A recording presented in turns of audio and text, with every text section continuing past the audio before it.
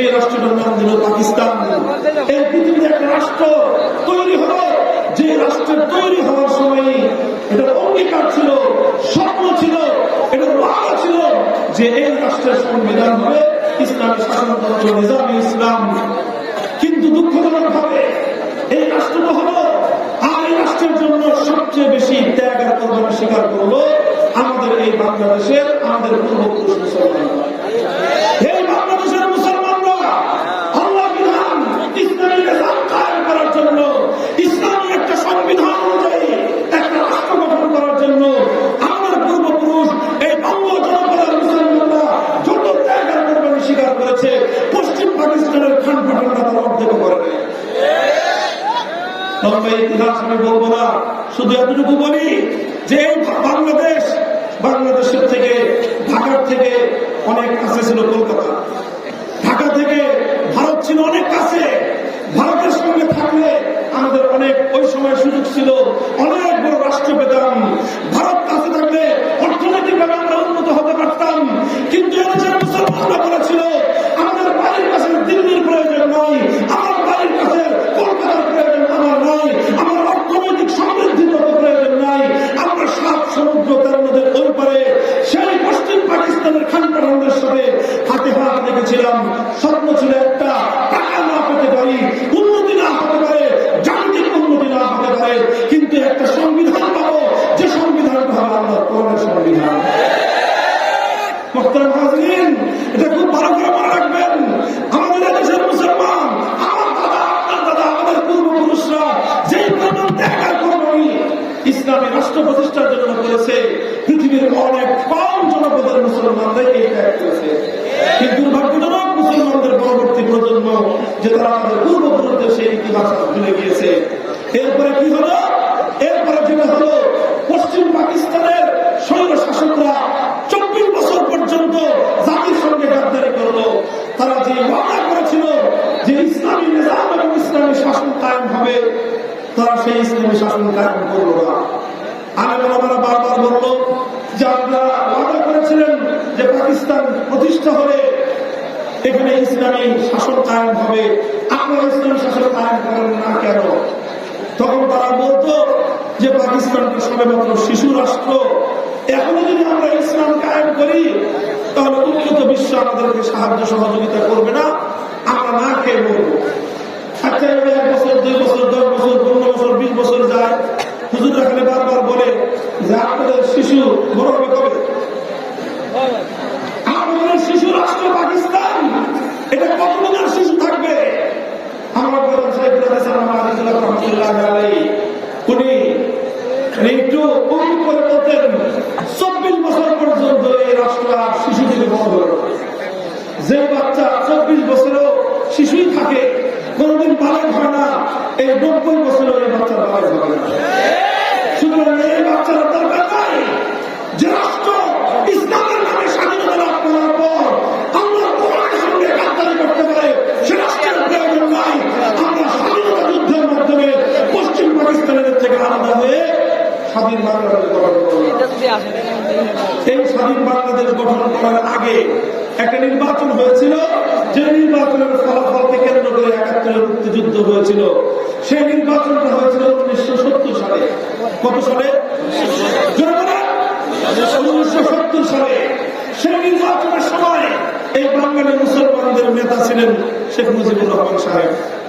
এই তিনি জাতির সঙ্গে ওয়াদা করলেন, নির্বাচনী ইশতেহার ঘোষণা করলেন, যদি আমাদের নৌকা মার্কা বিজয়ী হয়ে ক্ষমতা যেতে পারে তাহলে আমরা এই দেশে কোরআন সুন্নাহর বিরুদ্ধে কোন আইন করব না।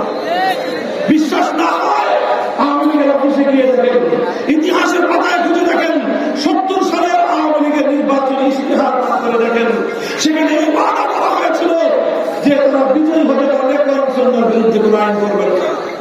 এরকম ইতিহাস, তাদেরকে ক্ষমতা বিজয়ী হলেন, তারা বিজয়ী হলো, কিন্তু পশ্চিম পাকিস্তানের তাদেরকে ক্ষমতা দিল না। ক্ষমতা না দিয়ে 1971-এর 25শে মার্চ মুসলমান বাংলাদেশের মানুষের উপর আক্রমণ করলো। 26শে মার্চ থেকে শুরু হলো স্বাধীনতার যুদ্ধ। 71-এর 16 ডিসেম্বর পশ্চিম পাকিস্তানিদেরকে পরাজিত করে বাংলাদেশ স্বাধীন হলো। শেখ মুজিবুর রহমান সাহেব 9 মাস থাকলেন পাকিস্তানে। এরপর সেখান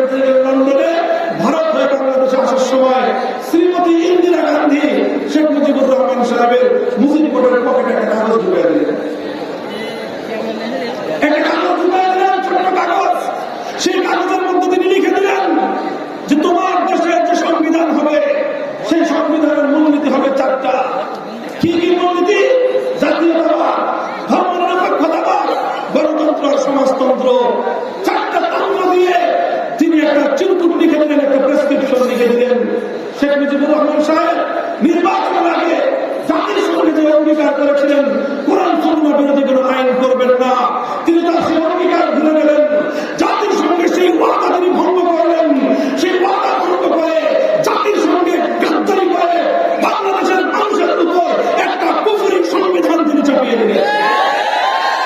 এই ছিল বাংলাদেশের মানুষের কপালের সবচেয়ে বড় দুর্দশা, দুঃখজনক ইতিহাস। রক্ত দিয়ে যে মুসলমান এই দেশটাকে স্বাধীন করেছিল, রক্ত দিয়ে যে এই দেশটাকে শত শত বছর ধরে মুসলমানরা চিন্তা করেছিল যে মুসলমানদের দেশ, সুতরাং আইন হবে আল্লাহর আইন।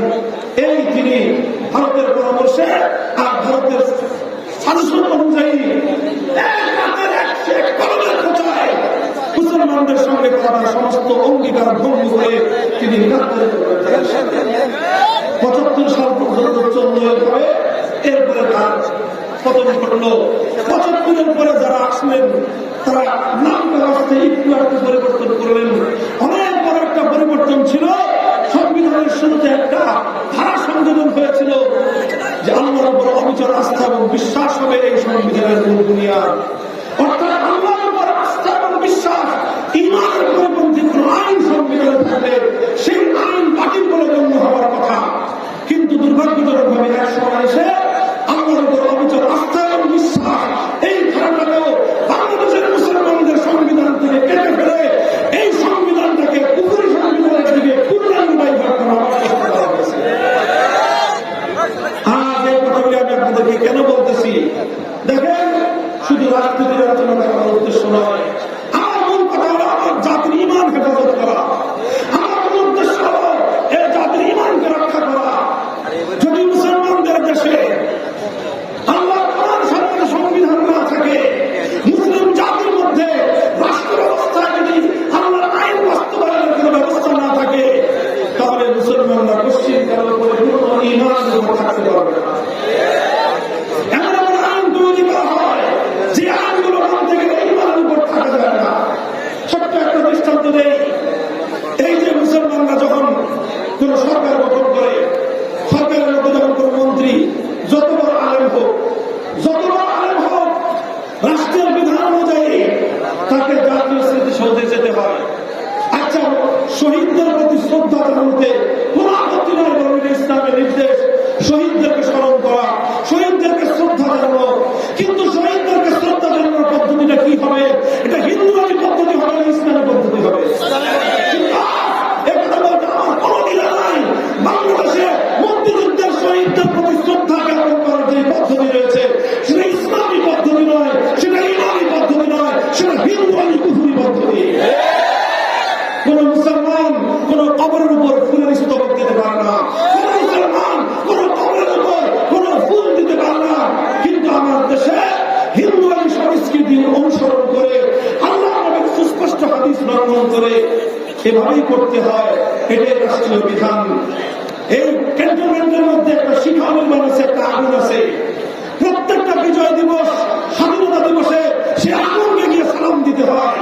অথচ আগুনকে সালাম জানানো, আগুনকে সালাম জানানো এটা অগ্নি পূজার নামান্তর, স্পষ্ট সেরে। কেন এগুলো কেন হয় বাংলাদেশে? কারণ বাংলাদেশের সংবিধানের মধ্যে মূল ধারাগুলোই হল কুফরি ধারা। কথাটা বুঝতে পারছেন আপনারা? আর দুটো কথা বলে আমি আলোচনা শেষ করবো, খুব লক্ষ্য করে শুনেন। এই সংবিধানের আলোকে বাংলাদেশে একটা নির্বাচন কমিশন আছে। কি আছে? কি আছে? নির্বাচন কমিশন। আমরা তো সকলেই বলি যে হুজুরা সবাই নির্বাচন ঐক্যবদ্ধ হয়ে আসেন, ভোট দিয়ে আপনাদেরকে পাশ করাই দিব। কিন্তু এই নির্বাচন কমিশন যে ভোট দিয়ে আপনারা ইসলামকে ক্ষমতায় বসাবেন, যেই সরিষা দিয়ে ভূত তাড়াবেন, ওই সরিষার মধ্যে ভূত ঘুরে আসে। এই নির্বাচন কমিশন যখন আইন করলো যে নির্বাচন কমিশনের নিবন্ধন ছাড়া আপনার কেউ নির্বাচনে অংশগ্রহণ করতে পারবে না, নির্বাচন কমিশনের নিবন্ধনের জন্য সবাই জমা দিল। জমা দেবে। তারপরে কি হবে? বাংলাদেশে একটা ইসলামী সংগঠন ছিল, সেই ইসলামী সংগঠনের নাম হলো ইসলামী শাসনতন্ত্র আন্দোলন। নাম জানেন? ইসলামী শাসনতন্ত্র আন্দোলন। অর্থাৎ আমরা কুফরি শাসনতন্ত্র মানি না, আমরা কি কাজ করতে চাই? ইসলামী শাসনতন্ত্র। যে সংগঠনটা প্রতিষ্ঠা করেছিলেন বাংলাদেশের শীর্ষ ঐক্যবদ্ধ হয়ে, শাইখুল হাদিস রহমতুল্লাহ আলাইহি ছিলেন প্রধান। তার প্রধান সহযোগী ছিল বাইতুল শরফের মরহুম শেখ আব্দুল জব্বার রহমতুল্লাহ আলাইহি। তার অন্যতম সহযোগী ছিলেন খানপুরের মরহুম সাহেব সৈয়দ ফজলুল করিম রহমতুল্লাহ আলাইহি। আরেকজন সহযোগী ছিলেন মরহুম হযরত আব্দুল্লাহ সাইদি রহমতুল্লাহ আলাইহি, মরহুম হযরত আব্দুল রাজ্জাক রহমতুল্লাহ আলাইহি। এই ধরনের ওলামা মিলে ইসলামী শাসনতন্ত্র আন্দোলন করেছিলেন। কিন্তু যখন এই নির্বাচন কমিশন নিবন্ধনকে বাধ্যতামূলক করলো, ওরা নিবন্ধন চাইলেন, নির্বাচন কমিশন বলল বাংলাদেশের ইসলামী শাসনতন্ত্র নামে কোন রাজনীতি চলতে পারবে না। কেন? বাংলাদেশের সংবিধান হলো কুফরি শাসনতন্ত্র, কারণ সেই সংবিধানকে অস্বীকার করে রাজনীতি করা যাবে না। শেষ পর্যন্ত বাধ্য হয়ে ওনারা নাম থেকে ইসলামী শাসনতন্ত্র শব্দ বাদ দিয়ে ইসলামী আন্দোলন বানাতে বাধ্য করে। এটা অনেক বড় দুঃখজনক ইতিহাস, অনেক বড় দুঃখজনক অধ্যায়। এর চেয়ে বড় দুঃখজনক আরেকটা অধ্যায় আছে, আরেকটা সংগঠন আছে, নাম হলো বাংলাদেশ জামায়াতে ইসলামী। নাম জানেন? জামায়াতে ইসলামীর সাথে আমাদের আমাদের অনেক মতপার্থক্য আছে অনেক জায়গায়। সেই মতপার্থক্যগুলো তার আপন জায়গায় ঠিক আছে, সেগুলো আমাদের মধ্যে মীমাংসা হয় না, এবং আমরা আমাদের মত থেকে সরি নাই, এবং আমরা জামায়াতে ইসলামী সেই মতগুলোকে ভুল মনে করি, এবং আমরা সেগুলোকে ভুল বলেই যাবো আপন জায়গায়। কিন্তু কথা হলো জামায়াতে ইসলামের নিবন্ধন বাংলাদেশের হাইকোর্ট বাতিল করে দিয়েছে। জানেন? বাতিল করে দিয়েছিল, জানেন না? কেন বাতিল করেছিল? যে আলেমদের সঙ্গে মতবিরোধ আছে এই জন্য। হ্যাঁ, আরে আলেমদের সঙ্গে মতবিরোধ আছে এই জন্য বাতিল করেছিল। বাতিল করেছিল একটা কারণে, সেটা হলো জামায়াতে ইসলামের সংবিধানের মধ্যে আল্লাহ সার্বভৌমত্বের কথা বলা হয়েছে। অর্থাৎ এক আল্লাহ ওয়াহদানিয়ত, আল্লাহর একত্ববাদের কথা ছিল। এই জন্য হাইকোর্ট বলল যে আমার দেশ হলো শিরকের দেশ, এই দেশে একত্ববাদের রাজনীতি চলতে পারে না। মুসলমান, এখনো তোমাদের হৃদয় রক্তক্ষরণ হয় না, এখনো তোমার হৃদয় থেকে রক্ত করে না। তুমি আবার নিজেকে মুসলমান বলে নিজেকে খুব গতগত ভাবো, আহ্লাদিত ভাবো। তোমার হৃদয় থেকে রক্তক্ষরণ হওয়া উচিত, তোমার চোখের অস্ত্র তোমার মুখ ভাসা উচিত যে যেই দেশটায় তিতুমির রক্ত দিয়েছিল আল্লাহর দিনের জন্য, হাজি শরীয়তুল্লাহ রক্ত দিয়েছিল আল্লাহর দিন বাস্তবায়নের জন্য, হাজার হাজার শহীদ গাজীরা জীবন দিয়েছিল আল্লাহর জমিনে আল্লাহর আইন বাস্তবায়নের জন্য। আর সেই জমিনে সেই আল্লাহর একত্ববাদের কথা থাকবার কারণে রাজনৈতিক দলকে দেশের সর্বোচ্চ আদালত নিষিদ্ধ ঘোষণা করেছে।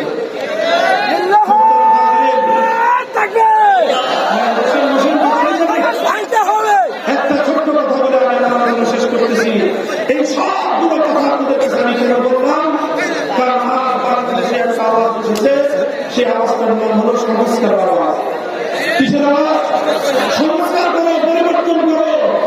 আমরা বলছি পরিবর্তন চাই, তবে সেই পরিবর্তনটা শুধুমাত্র জাগতিক কোনো পরিবর্তন নয়, সেই পরিবর্তনটা শুধু ভাগ্য করার পরিবর্তন নয়, সেই পরিবর্তনটা শুধু আনন্দ খাওয়ার পরিবর্তন নয়, সেই পরিবর্তনটা শুধুমাত্র ক্ষমতার মস্তক ভাগাভাগি করার পরিবর্তন নয়। আমরা চাই এবার বাংলাদেশের মুসলমানদের এই কথা বলার সময় এসেছে। আমরা আমার সমাজ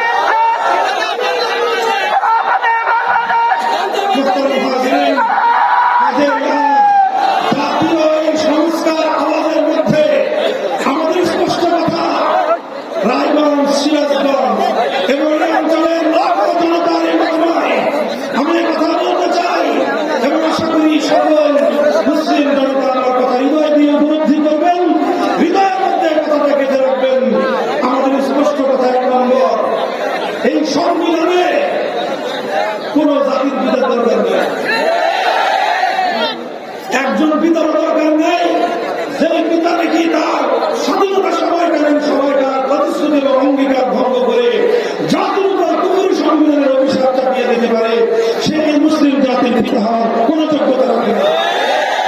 আবার কেউ কেউ আমেরিকা থেকে ধার করে সেখান থেকে এনে অনেকজন জাতির পিতার একটা ধারণা নিয়ে আসছে। আমরা বলি আমেরিকান ধারণা এটা ওই সাগরের উপর রাখে না। আমেরিকান ধারণা অনুযায়ী মুসলমানদের বাংলাদেশ চলবে না। এই জন্য বহু পিতা আমাদের দরকার নাই। আমাদের একটা কনসেপ্ট আছে, মিল্লাত আবিকুম মিল্লাত আবিকুম। জাতির পিতা ইব্রাহিম এটা আল্লাহ কোরআন বলে দিয়েছে। এই জাতির পিতার পর আর কোন জাতির পিতার প্রয়োজন আমাদের নাই। এক নম্বর কথা। দুই নম্বর কথা হলো পদে পদে যেন এভাবে আমাদের আল্লাহর কোরআনের সামনে সাংঘর্ষিক কার্যকলাপে লিপ্ত হতে না হয়। এভাবে যেন আমাদেরকে আল্লাহর আইনের বিরুদ্ধে গিয়ে মানব রচিত আইনের দ্বারা যেন আমাদেরকে শাসিত হতে না হয়। আর এভাবে মানুষের তৈরি আইনের কাছে বিচার চাইতে গিয়ে হাজার হাজার লক্ষ লক্ষ কোটি কোটি মুসলমানের ঈমান যেন খতরার মধ্যে না পড়ে। আমি শুরুতেই কোরআনের আয়াত বলেছিলাম যে দেখেন আল্লাহ বলেছেন, দেখো যারা বলে আমরা ইমানদার, ইমানদার বলে দাবি করো, আবার মানব রচিত আইনের কাছে তুমি বিচার চাও, কোশ্চেন করে হতে পারে না। এখন আমাদের সমস্যা হলো এই যে আমরা বিচার চাইবো কোথায়? মানুষের আইন ছাড়া তো বিচার চাওয়ার কোন জায়গায় দেশে নাই। কথা বলে আল্লাহর আইনে বিচার চাওয়ার সুযোগ এখানে নাই। তাহলে এই দেশে মুসলমানদের ঈমান এবং ইসলাম নিরাপদ থাকলো কিভাবে? এই জন্য ইসলাম ঈমান আমরা পরিপূর্ণভাবে এই দেশে পালন করতে পারি না।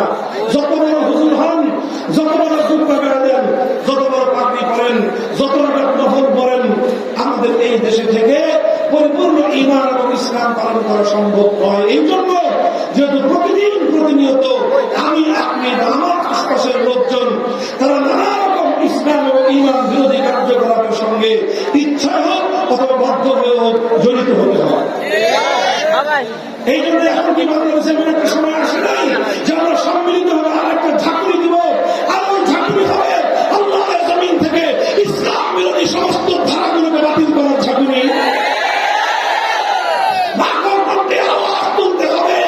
এবার বাংলাদেশের সংবিধানে একটা ধারা সংযোজন করতে হবে। সেই ধারা হল কোরআন সুন্নাহ বিরোধী যত আইন থাকবে সমস্ত আইন বাতিল হবে, সমস্ত আইন বাতিল হবে।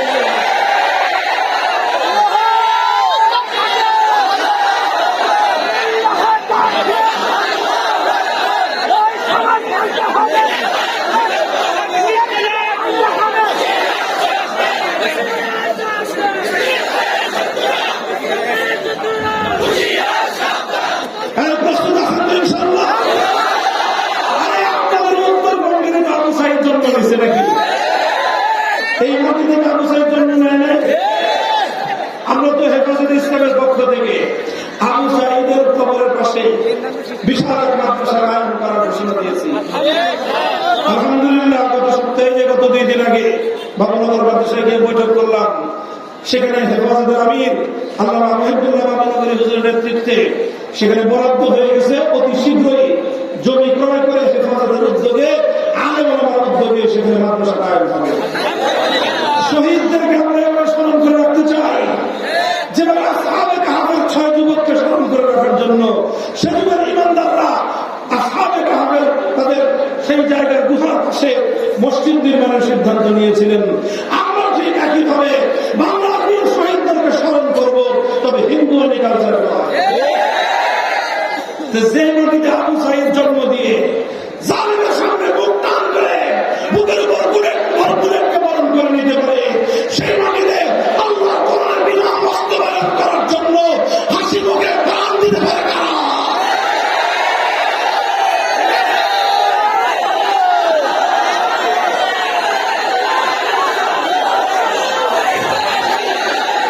ইনশাআল্লাহ আপনারা প্রস্তুত হন। আমি আগেও বলেছি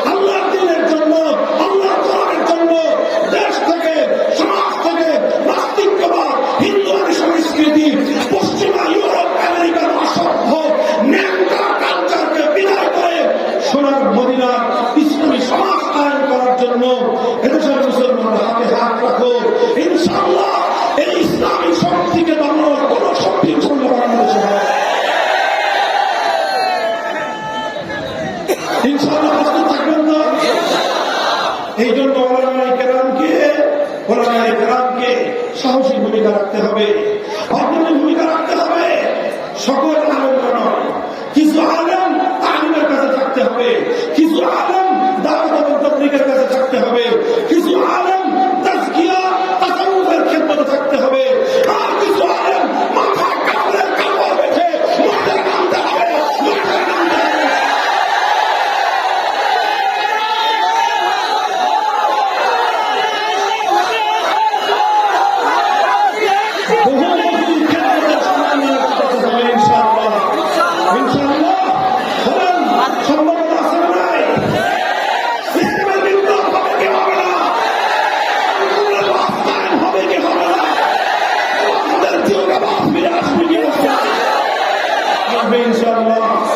ইনশাআল্লাহ সেই যুগ আমাদের প্রজন্মে দেখে যেতে পারবে।